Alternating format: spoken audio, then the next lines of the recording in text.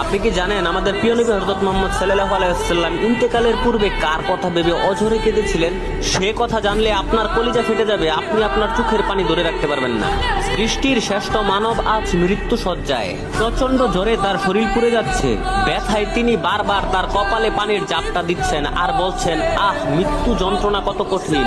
ঠিক সেই মুহূর্তে দরজায় দাঁড়িয়ে আজরাইল আলাইহিস সালাম প্রবেশের অনুমতি চাইলেন। নবী সাল্লাল্লাহু আলাইহি ওয়াসাল্লাম আজরাইলকে বললেন, হে আজরাইল, তুমি তোমার কাজ সম্পন্ন করো। রূহ কবজের সেই চরম যন্ত্রণাময় মুহূর্তে নবীজির পবিত্র ঠুটটুটি বারবার কাঁপছিল।